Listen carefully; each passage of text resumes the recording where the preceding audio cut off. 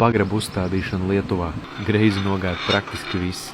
Tas ir no mašīnas var? Protams. Atbrauca fūra un krāns. Atklājās, ka pagalmā iebraukt nevarēs, jo ceļa segums nav pietiekami stingrs. Nekas cits neatlika, kā 5 reizes ar krānu pārcelt abus pagraba moduļus līdz vajadzīgajai vietai ar ātrumu 50 metri stundā. Manā praksē šāds gadījums bija pirmo reizi, bet tagad zināsim, var arī tā. Pa to laiku klients izdomāja, ka zem pagraba vajadzētu ieklāt balto putuplastu. Par laimi es viņu atrunāju. Tad jau krāns bija klāt un gatavs celt pagraba pamattelpu izraktajā būvbedrē 2,2 metru dziļumā. Es uzreiz jūtu, ka krāns ir nolicis ķepu nedaudz par tuvu bedres malai, un jā, intuīcija man nepievīla. Mala sāka brukt.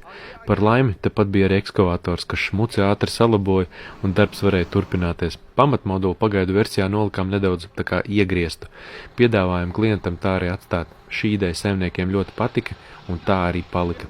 Tad sekoja priekšnama moduļu pievienošana un visas pārējās aktivitātes. Ventilācijas sistēmas uzstādīšana, hidroizolācija, kaļķa darbi un pavisam drīz pagrabs, kamēr darbus vēl nebijām pabeiguši, sāka tikt apbērts. Arī tā vēl nebija bijis. Protams, visu apbērt vēl nevarēs, jo vēl ir jāveido lejā platforma, kāpnes un sānos jābūvē balsta siena. Tad vēl sākās arī lietus. Nē, viss ok, vēl arī lietus sākās. Taču tas mums netraucēja darbus pabeigt un paspiest klientam roku. Paldies! Paldies! Visi bijām nedaudz noguruši, taču priecīgi par paveikto.